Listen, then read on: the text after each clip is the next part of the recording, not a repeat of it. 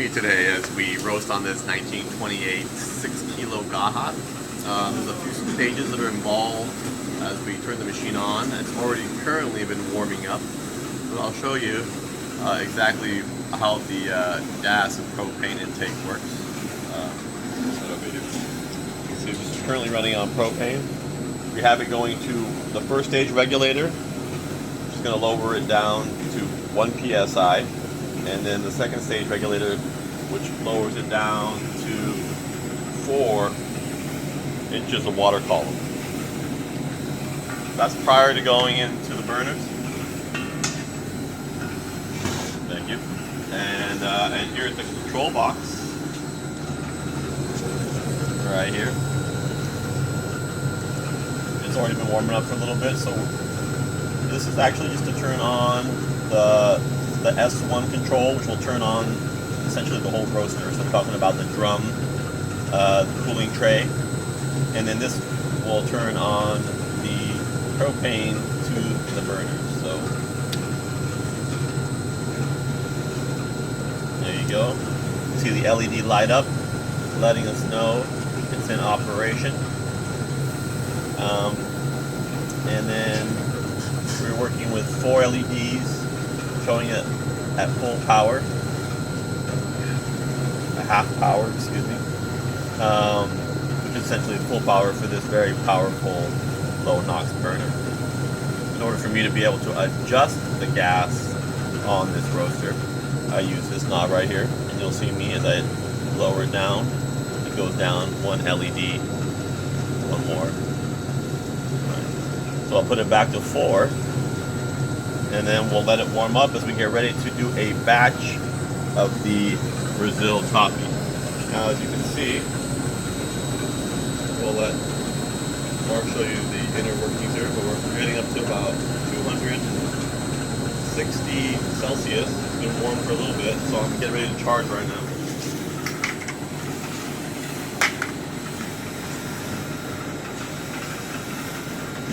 Throw the coffee in the hopper.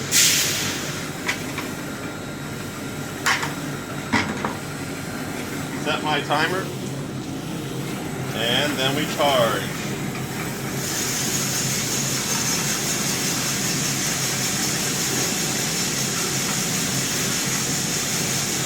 All the coffee's now in the hopper. And we're about 10 seconds in. One very important step in the roasting process, the singular airflow control that we have here. You'll see this lever. When it is in the back position, that means you are going through the roasting drum. Moving it forward puts it through the cooling drum. We will not do that until we actually discharge the coffee. We put in about 15 pounds of coffee here. This is a dry process Brazil, which will take heat very quickly. This roast should be about 10 minutes max, depending on how we adjust our gas.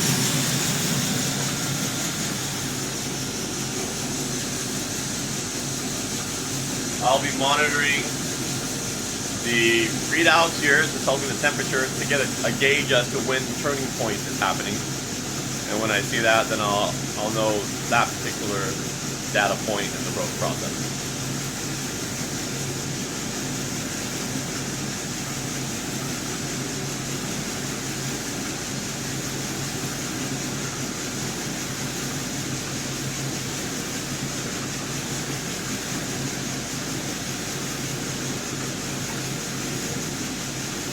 Looks like we're almost there.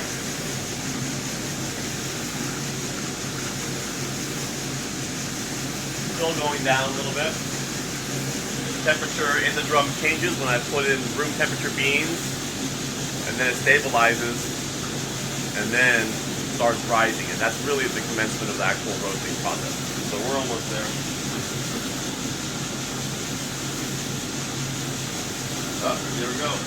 182 Celsius at 2 minutes and 15 seconds. So, really when the beans start to really absorb the energy that's in the drum. the initial drying phase, as they like to coin it.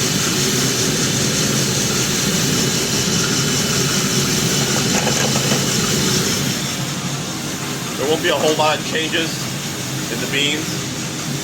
They're still kind of a green to light green color. Quite a bit of energy going on in the drum right now. I mentioned about 182 Celsius. So this will proceed for about a good third of the roast. This is the drying phase when we see the free moisture being wicked away from the bean. And then we'll be going into the Maillard reaction, or the sugar's browning. That's that yellowing phase that then turns into a brown phase, cinnamon brown phase. So we're still a few minutes away from that. Let me just keep monitoring the fryer.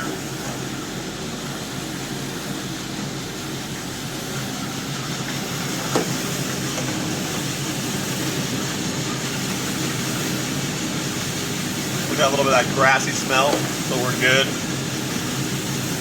And within the next minute and a half, we'll start seeing some of the chaff coming off. That is that parchment papery substance that starts coming off the bean as it expands.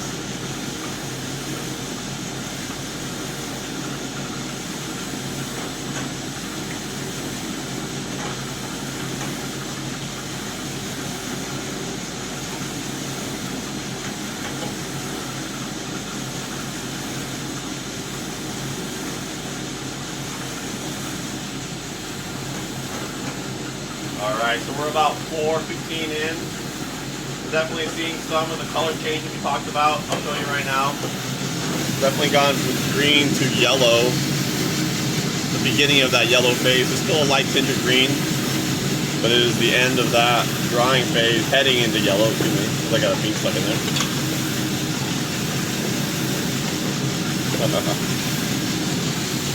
So, there we go. Alright. So I like to monitor the heat and the energy at this time. I definitely want to slow it down a little bit during the yellow phase, so I'm going to actually lower the temperature on this by 1 notch. This is a very soft coffee, absorbs energy quite easily, so you'll see me grab a switch here and lower it down 1. Alright, we're at about 195 Celsius. I want to stretch out this yellow phase a little bit. Get the sugars browning to fully develop in terms of the polysaccharides breaking down and getting a nice sweet spot. Maybe we'll start seeing a little, there you go, now it's kind of more of that roasted peanut, true gold color right there, right? And now we start smelling what smells more like baked bread.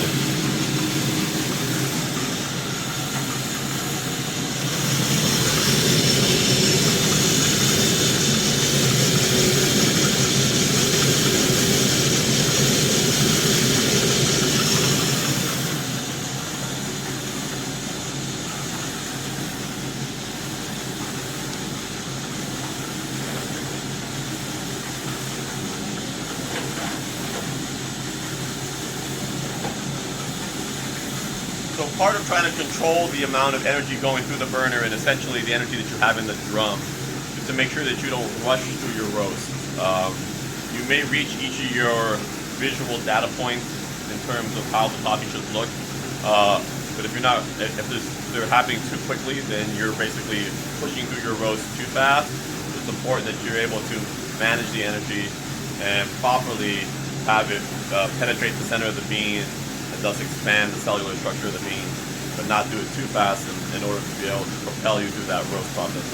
So I'm constantly checking. At the same time, I know I expect certain things. Now we're heading into cinnamon, so I'm going to lower the gas again. The cinnamon is basically a precursor to it going exothermic and eventually going into first crack.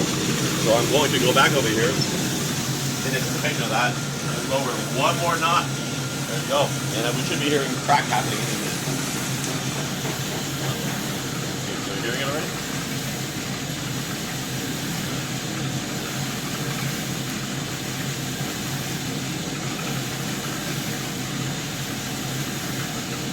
Yep, there it is.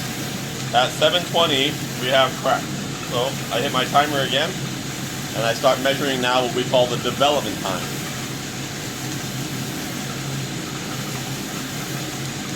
And one of the more important things in terms of how the coffee sounds when it's going through the stage is that you don't want machine gun fire. You know, you try to make sure that you're not pushing it through too fast. You should have a nice little sound, a nice little repetitive crack sound, but it shouldn't be like da da da da da da like that, out of control. At that point, you've probably lost control of the energy. So it's important to keep monitoring it. It definitely sounds like it's building up pretty well. Like I mentioned to you, the soft bean.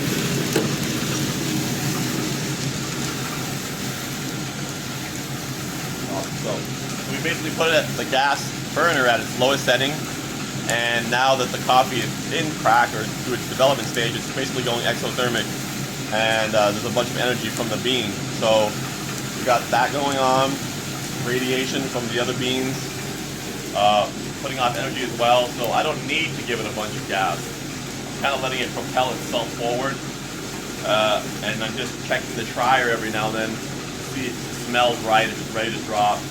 I'm going to do this probably about a city. I don't like making my Brazils too dark because they get ashy. So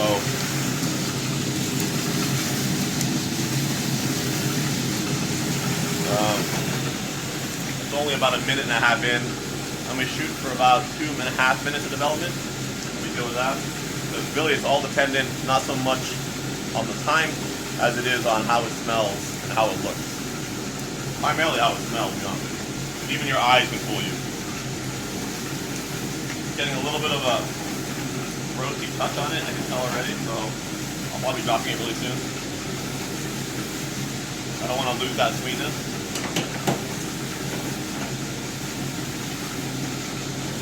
Alright, there we go, 2 minutes.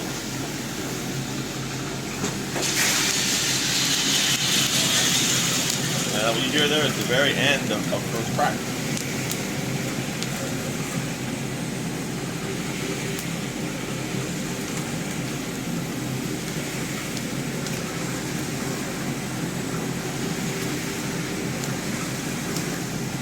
And yes, sorry. Now I'll be closing the front panel.